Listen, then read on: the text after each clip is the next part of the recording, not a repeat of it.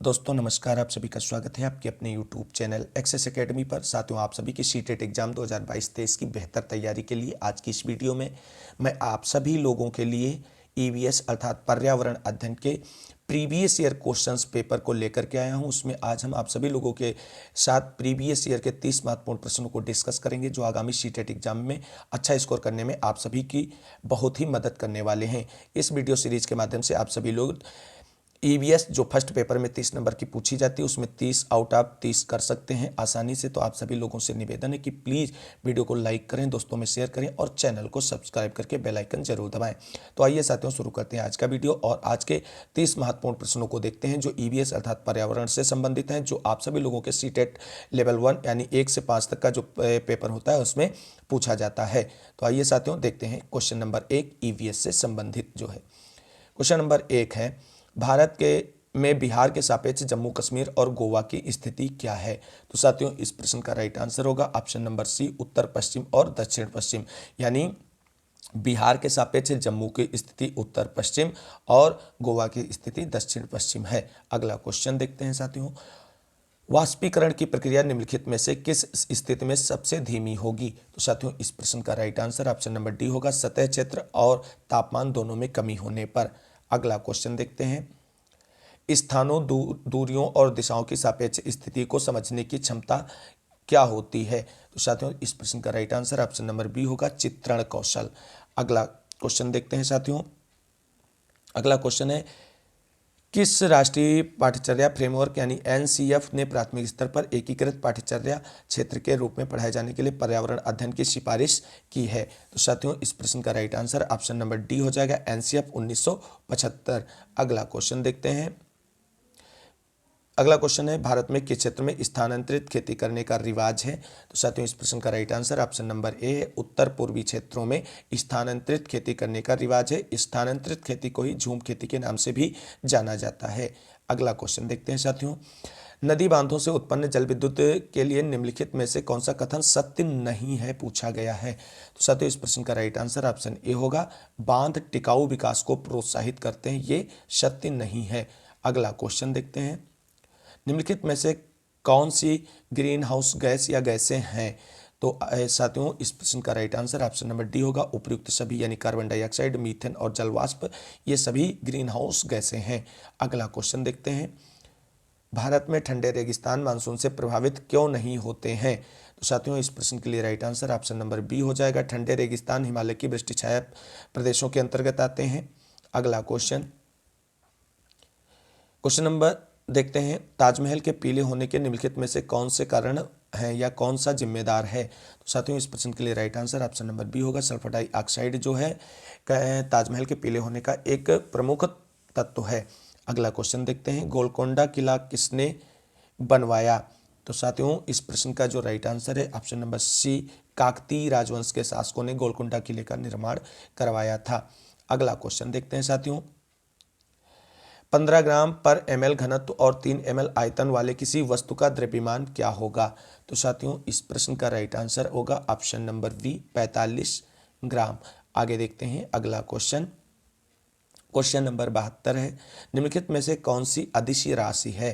तो साथियों, इस प्रश्न के लिए राइट आंसर होगा ऑप्शन नंबर ए, द्रव्यमान एक अदिश राशि, बाकी सारी जो है सदिश राशियां हैं। अगला क्वेश्चन देखते हैं साथियों, एक ऐसी वस्तु जिसमें कोई प्रकाश किरण गुजर नहीं सकती है उसे क्या कहते हैं। तो साथियों, ऐसी वस्तु जिसमें प्रकाश आर पार नहीं जा सकता है उसे अपारदर्शी वस्तुओं के नाम से जाना जाता है।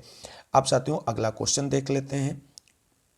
अगला क्वेश्चन है, पृथ्वी की सतह पर किसी वस्तु का भार क्या होगा जिसका द्रव्यमान चंद्रमा पर 10 किलोग्राम है। तो साथियों, इस प्रश्न में कोई भी ऑप्शन सही नहीं है, क्योंकि आप सभी लोग जानते हैं इस प्रश्न का राइट आंसर होगा 98 न्यूटन।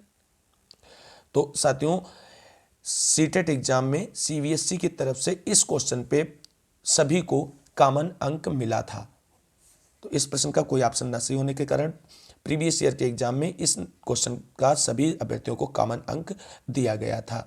अगला क्वेश्चन देखते हैं, एक विलेय का विघटन दर डैश डैश पर निर्भर करता है, यानी किस पर निर्भर करता है। तो साथियों, वो सतह क्षेत्र पर निर्भर करता है। अगला क्वेश्चन देख लेते हैं, क्वेश्चन है, सुषमा चाहती कि उसके छात्रों को पेड़ों के संरक्षण के लिए संवेदनशील बनाया जाए। निम्नलिखित में से कौन सी ऐसा करने की सबसे उपयुक्त रणनीति है? तो ऑप्शन ए है कक्षा में बहस आयोजित करना, ऑप्शन बी समूह चर्चा, ऑप्शन सी पोस्टर बनाना और ऑप्शन डी बच्चों को एक पौधे को अपनाने और पोषित करने में मदद करना। तो साथियों, इस प्रश्न में ये सारे ऑप्शन निगेटिव हैं। पेडागोजी को सॉल्व करने की ये बेहतर तरीका है एलिमिनेशन मेथड, और इस हिसाब से इस प्रश्न का राइट आंसर ऑप्शन नंबर 4 बन जाएगा। आगे देखते हैं अगला क्वेश्चन। अभय ने अपने छात्रों से उन बीमारियों पर समूहों में एक सर्वेक्षण करने के लिए कहा जिनसे उनके पड़ोस के लोग पीड़ित हैं। पाठ्यपुस्तक में सर्वेक्षण का उल्लेख नहीं किया गया है। इस शिक्षण अधिगम की रणनीति के लिए कौन सा विकल्प प्रासंगिक नहीं है, अर्थात उपयुक्त नहीं है? तो साथियों, अब देख लेते हैं कौन सा इसमें उपयुक्त नहीं होगा। साथियों, इस प्रश्न का राइट आंसर होगा ऑप्शन नंबर डी। इससे समुदाय को उन बीमारियों को समझने में मदद मिली जिनसे वह पीड़ित थे। ये उपयुक्त नहीं है। अगला क्वेश्चन देखते हैं।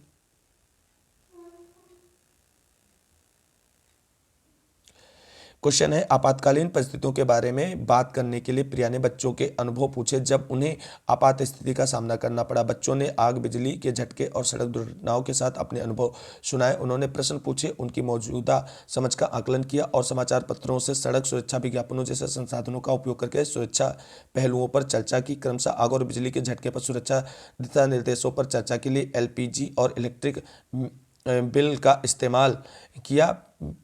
प्रिया द्वारा अपनाया गया सबसे उपयुक्त दृष्टिकोण कौन सा है? तो साथियों, इस प्रश्न का राइट आंसर होगा ऑप्शन नंबर सी, अन्वेषणात्मक दृष्टिकोण। अगला क्वेश्चन देखते हैं।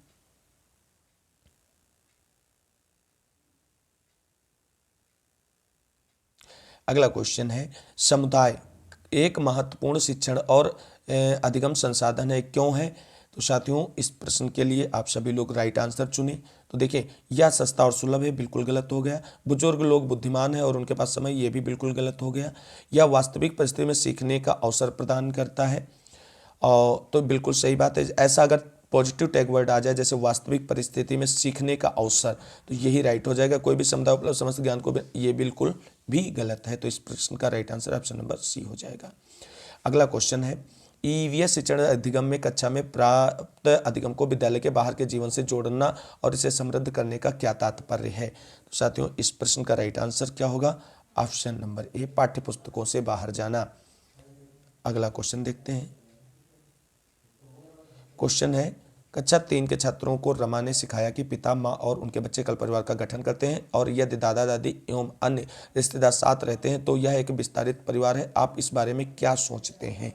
तो साथियों, इस प्रश्न का right answer option number C हो जाएगा। शिक्षण अधिगम दृष्टिकोण समावेशी नहीं है। अगला क्वेश्चन देखते हैं। निम्नलिखित में से कौन सी ईवीएस कक्षा में गतिविधि या गतिविधियां हैं?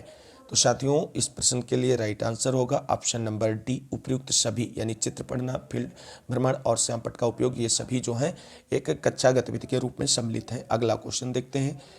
पर्यावरण अध्ययन पाठ्यक्रम बच्चों की समग्र शिक्षा का कारण बन सकता है, यदि वह है किस प्रकार का है? तो साथियों, इस प्रश्न के लिए right answer option number D, यानी उपयुक्त सभी, यानी एकीकृत, समावेशी और विषयगत है, तो वह एक समग्र शिक्षा का कारण बन सकता है। अगला क्वेश्चन देखते हैं। ईवीएस पाठ्यपुस्तक में सपेरों पर एक अध्याय है, उसका उद्देश्य बच्चों को जागरूक करना और संवेदनशील बनाना है। किसके प्रति जागरूक करना और संवेदनशील बनाना है? तो साथियों, यह एक अवैध कार्य, बिल्कुल गलत हो गया। सपेरों के लिए, क्योंकि बच्चे इन दिनों अक्सर उन्हें, ये भी बिल्कुल गलत हो गया। और ऑप्शन सी है, ये बिल्कुल राइट हो जाएगा। अगला क्वेश्चन देख लेते हैं। विद्यालय में मिड डे मील के समय के लिए कौन सा सबसे प्रासंगिक है? तो साथियों, इस प्रश्न का right answer option number B हो जाएगा। यह ईवीएस शिक्षण अधिगम के लिए एक अच्छा शिक्षण अधिगम का अवसर है। अगला क्वेश्चन, पर्यावरण अध्ययन के संदर्भ में बोझ के बिना सीखना क्या बताता है? तो साथियों, इस प्रश्न का right answer option number C हो जाएगा। अबोध का भार कम करने की जरूरत है। अगला क्वेश्चन देखते हैं। ईवीएस कक्षा में समूह में सीखने का क्या उद्देश्य है? तो साथियों, इस प्रश्न का right answer option number C हो जाएगा। सहयोग के मूल्यों को लागू करने और उन्हें एक साथ काम करने के लिए प्रत्येक बच्चे को सक्रिय रूप से भाग लेने और सीखने में सक्षम बनाना। अगला क्वेश्चन देखते हैं। क्वेश्चन है, बाला अर्थात BALA का पूर्ण रूप क्या है, यानी पूरा नाम क्या है? साथियों, इस तरीके के हमेशा से क्वेश्चन सीटेट में पूछे जाते हैं। तो इस प्रश्न का right answer option number C हो जाएगा, अधिगम सहायक के रूप में बिल्डिंग अर्थात बिल्डिंग एज लर्निंग एड। आगे देखते हैं अगला क्वेश्चन, वैकल्पिक ढांचे का क्या अर्थ है? तो साथियों इस प्रश्न का right answer option number B हो जाएगा, विचार जो अवधारणाओं के औपचारिक रूप से स्वीकृत स्पष्टीकरण से अलग है। अगला क्वेश्चन और आज की वीडियो का अंतिम क्वेश्चन है साथियों, महिलाएं पुरुषों की तुलना में कमजोर हैं, यह कथन डैश डैश है, क्या है? एक मिथक है, बी वैज्ञानिक तथ्य, सी रूढ़बद्ध धारणा है, डी अंधविश्वास है। तो साथियों इस प्रश्न का राइट आंसर ऑप्शन ए हो जाएगा, यह एक केवल मिथक है और ऐसा कुछ भी नहीं है। तो साथियों ये थे ईवीएस के 30 महत्वपूर्ण क्वेश्चन जो प्रीवियस ईयर क्वेश्चन पेपर पे बेस्ड थे। उम्मीद है आप सभी लोगों को ये वीडियो अच्छा लगेगा और आपके आगामी सीटेट एग्जाम में काफ़ी हेल्पफुल भी रहेगा। इसलिए वीडियो को लाइक करें, दोस्तों में शेयर करें और चैनल को सब्सक्राइब करके बेल आइकन दबाना ना भूलें। इस वीडियो को अंत तक देखने के लिए आप सभी साथियों को तहे दिल से शुक्रिया, बहुत बहुत धन्यवाद। मिलेंगे अगली वीडियो में लेटेस्ट और नेक्स्ट प्रैक्टिस सेट के साथ, तब तक के लिए सभी साथियों को जय हिंद, जय भारत, वंदे मातरम। आप सभी साथियों का दिन शुभ हो।